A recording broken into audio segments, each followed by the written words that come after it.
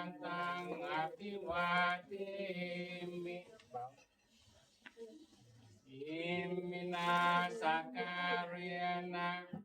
ตังธัมมังอภิปูชยามะสวากขาโตภะคะวะตาธัมโมธัมมังนัมสสามิอิมินาสการิยนะตังสังฆังอภิปูชยามะสุปฏิปันโนภะคะวะโตสาวกสังโฆสังฆังนะมามินะโมตัสสะภะคะวะโตอะระหะโตสัมมาสัมพุทธัสสะนะโมตัสสะภะคะวะโตอะระหะโตสัมมาสัมพุทธัสสะนะโมตัสสะภะคะวะโตอะระหะโตสัมมาสัมพุทธัสสะพุทธังสรณังคัจฉามิธัมมังสรณังคัจฉามิสังฆังสรณังคัจฉามิทุติยัมปิพุทธังสรณังคัจฉามิ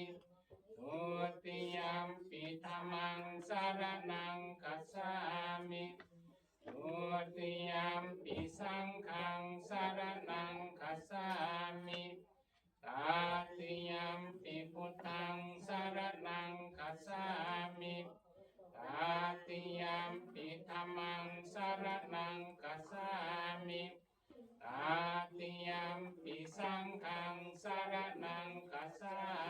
มิอิติปิโสภะคะวะอะระหังสัมมาสัมพุทโธวิสาจารณสัมปันโนสุขโตโลกวิทูอนุตตโรปุริสธรรมสารถิสัทธาเทวมนุสสานังพุทโธภะคะวะติกายเยนวาจานวัจเจสัสวาพุทเตภุกมังปะกะตังมยายังพุทโธปฏิคันนันตุวัจยันตังการันตะเรสังวริตุงวัพพุเตสวากขาโตภะคะวะตาธัมโมสันทิติโกอาการิโกเอหิปัสสิโกโอปนายิโกปัจจตังเวทิตาโพวินโยหิติงกายเยนวัจจานวัจเจสัสวาธัมเมสุกมังปะกะตังมยายังธัมโมปฏิคันนันตุอัสสยตังการันตะเรสังวริตุวัฏเมสุปฏิปันโนภะคะวะโตสาวกสังโฆโอสุปฏิปันโน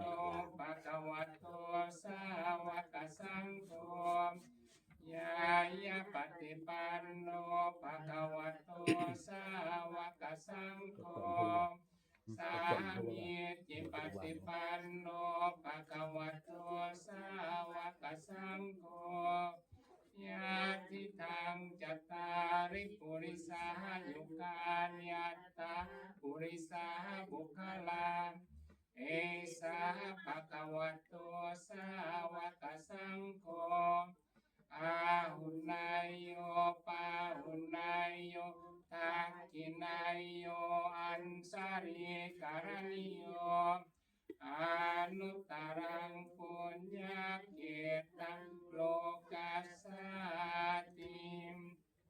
กายเยนวัจจานวัจเจตัสสวาสังเฆตุกมังปะกะตังมยายังสังโฆ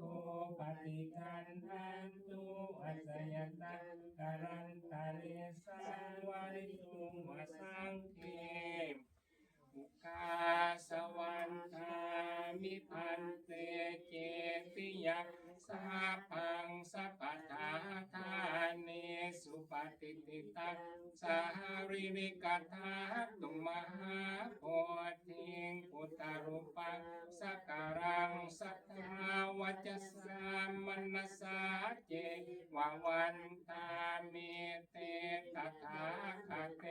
สยานิอาสานิทานิกัมมณิจาปิสาปะทังกาสวันตามิพันเตสาปังอภวาทังกัมมัตเมพันเตมยากตะปุญญังสามินาอนุโมทิตาภังสามินากตังปุญญังมายังตาทาพังสาธุสาธุสาธุอนุโมทามิสมันตาจักรวาริสุวัจจสันตุเทวตามสัตตัมมังมุริสัสสะสุนันตุสักขโมกขทังสัพเพกาเมจารุเปกิริสีคารตเตจันตริเกมาเนปิเประเขจักขาเมตรุวนาคาเนเขวัตุมเหเกเตปุมมาจยันตุเทวัสทลสลวิตเนยกะคันทัปนาคาติทันตาสันติเกยังมุริวรวัจจะนังสาทโบเมสุนันโตธรรมสวนาการโอยมทันตาธรรมสวนาการโอยมทันตาธรรมสวนาการโอยมทันตาสาธุกัสสะองค์ข้าทั้งหลายมามีครอบครัวกรรมเป็นเขาเป็นเจ้ามูลศรัทธาได้พร้อมกันมาคาบไว้พระรัตนตรัยด้วยแก้วสามประการคือกายะทวารวจิทวารมโนทวารอันดีสุดขนาดตัดต่อเท่าถึงนิรพานเป็นการอันประเสริฐยิ่งนักหนาวันนี้ภูมิภูคาจะได้ถวายสารกราบไหว้เทพเจ้าของบนสักกุตนเจ้าฟ้าทุกตนหน้ามูเทวดาภูมิมาเทวดามเหสักขาเทวดาที่ยังยายยังอยู่ที่อยู่เฝ้ารักษาบ้านเมืองเมืองชานสถานที่แห่งนี้และตลอดแสนตัวแสนโกฏจักรวาลภายลมในอเวจีเป็นที่สุดไปบนวิภาวพลเมืองพลเมืองนันตาจักรวาลเป็นขอบพร้อมทั้งนางนันน้อยธรณีเป็นนาคราชเจ้าทั้งหลายหมายมีสุวรรณนาถเป็นข้าวพร้อมทั้งเทวดาเจ้าทั้งหลายที่อยู่ทั้งน้ำและทั้งบกที่หกว่าเพียงเมื่อได้ฟังเสียงผู้กาตาลัตนาแล้วขอเชิญเจ้าปู่จงเสด็จลงมาณสถานนี้แห่งนี้ดาวตังโสตาประสาททองทั้งสองนะครับอนังสินหาประการนำผงผู้กาทุกอันทุกตนนำผู้คนแด่ก็คาเชิญ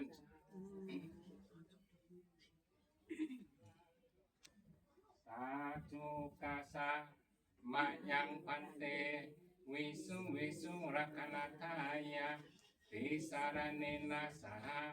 ปัญจสิรานิยาจามะตุติยัมปิมะยังพันเตวิสุรักนาทายะติสารเนนะสห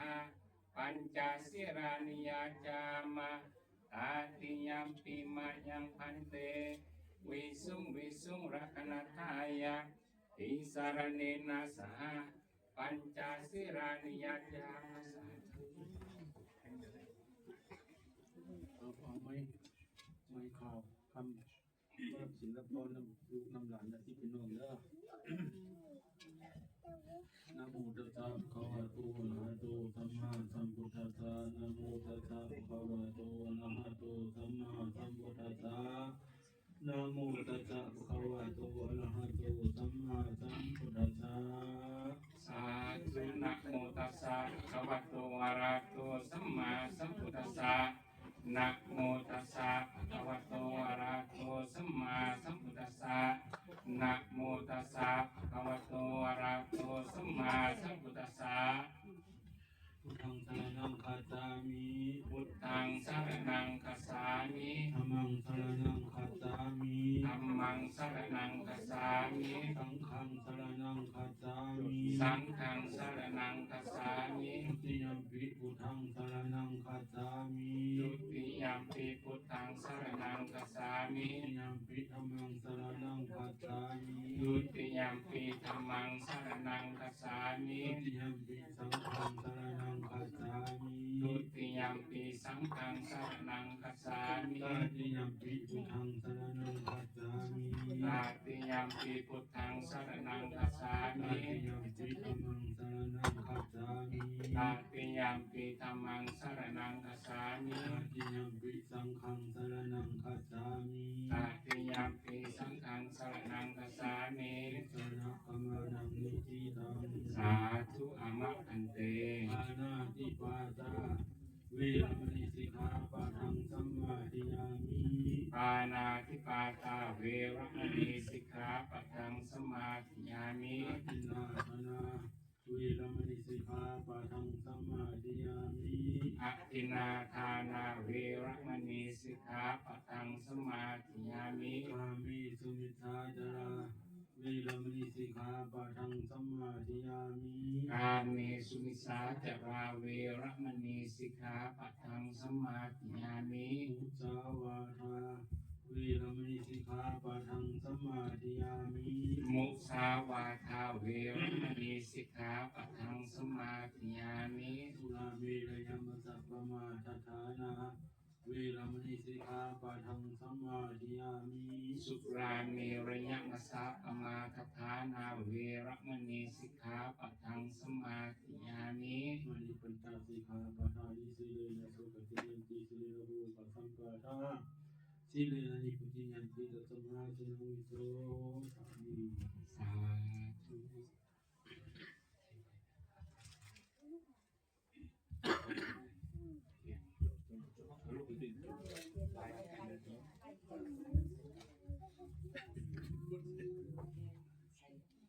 ไปนะลูกนะนี่แหละถ้าเขาก็ไตสิ ไป ถ้าเขาก็ไตโอเค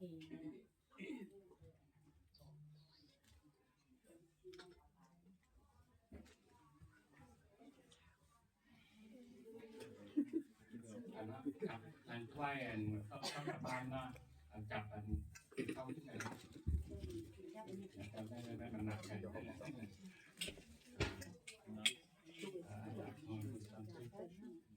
อันนี้วิธีอันนี้นะโมตัสสะภะคะวะโตอะระหะโตสัมมาสัมพุทธัสสะ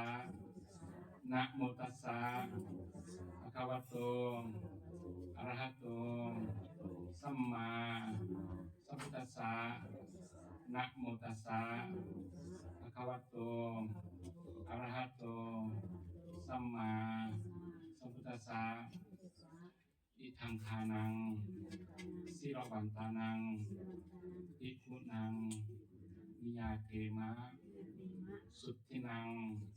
วัตเมธานังทานังเมปาริสุทธังอาสวะอัญญาวหังนิพพานะปัจจโยโหตุกนาคเตกาเรสาธุมาแอมพันเตสัตตานิมัตตกะคตานิปินทาปตานิปัตตาปริคารานิปัจจัยยขนานิสัพพะปริวารานิอุสังคัสสะโกโนสยามะสาธุโนพันเตอิปุสังโฆอิมานิมะยังพันเตปินทาปตานิปัตตานิมัตตกะปตานิปัจจัยยขนานิอัตถปริคารานิสัพพะปริวารานิปฏิคันหาตุอัมหากันเจวะมาตาปิตุปฏินันจายตกานันจาการกตานังอิคารตังอิตายะสุขายะ ข้าแต่พระภิกษุสงฆ์ผู้เจริญพวกข้าน้อยทั้งหลายพวกน้อมถวายซึ่งข้าบิดาบาตปัตตาหารเรื่องกองอัฐาปัจจัยทานและเครื่องบริวารทั้งหลายเหล่านี้ให้แด่พระภิกษุสงฆ์ขอพระภิกษุสงฆ์จงหาบซึ่งข้าบิดาบาตปัจจัยทานเครื่องกองอัฐาและเครื่องบริวารทั้งหลายเหล่านี้เพื่อประโยชน์ในความสุขความเจริญขอแก่พวกข้าน้อยทั้งหลายวัตถุทานที่พวกข้าน้อยได้ทานดีแล้วก็จงเป็นวัตถุทานอันบริสุทธิ์คอยถึงซึ่งความสิ้นไปแห่งอาสวะกิเลสเครื่องดองสันดานและก็จงถึงซึ่งพระนิพพานในอนาคตการวันงานอันเทินอิทังโนยะตินังโหตุสุขิตาโหตุญาตโยส่วนบุญกุศลที่พวกข้าทั้งหลายได้กระทำแล้วในวันนี้เป็นต้นว่าได้บริจาคทานในสมทานรักษาศีลได้เจริญเมตตาภาวนาแล้วนั้นจะขออุทิศส่วนบุญกุศลนี้มาให้แก่พ่อแม่ข้าวคำผู้ซึ่งเป็นพ่อเป็นสามีเป็นอายเป็นน้องเป็นพระเจ้าที่ได้ลงรับไปแล้วนั้นก็จงมาหับเอาส่วนบุญกุศลที่ผู้ข้าทั้งหลายได้อุทิศให้เมื่อนั้นตนได้กระทำอีกนั้นเถินข้าพอไม่ข้าวข้าอย่างโมโหเรื่องมหาเอาบ่ได้ก็เชิญเทพเจ้าเราเทวดาทั้งหลายจงได้นำเอาข้าวบุญกุศลเหล่านี้ไปบอกให้เพิ่นถ้าเพิ่นนักตกทุกข์ขอพ่อคอยพ้นจากทุกข์ถ้าเพิ่นถึงสุขแล้วขอให้สุขยิ่งขึ้นไปตามต่อเท่าเข้าสู่สุขติภพนั้นด้วยเถิดสาธุสาธุโอเคตอนนี้นำเด้อจากอันนี้นำเด้อนั้นนี่ไว้นะจับต่อกันนะเขตกองนะเอาครับนะเอาสาธุสาธุสาธุแล้วก็เข้ามาก่อนเด้อได้ละสาธุที่เป็นนะโอตัสสะภะคะวะโตอะระหะโตสัมมาสัมพุทธัสสะนะโมตัสสะภะคะวะโตอะระหะโตสัมมาสัมพุทธัสสะนะโมตัสสะภะคะวะโตอะระหะโตสัมมาสัมพุทธัสสะปฏิมาพรหมาจโรกายทิปฏิสานปฏิกาดันสริยันทิวรังอัญญาตถาสันติทัสสัตตาทิวรังอัญญาตถาขันติทัสสัตตาปัสสะภาษาติกาเอเสตุธัมมังอนุกรรมปิมังปัสสังสาธุ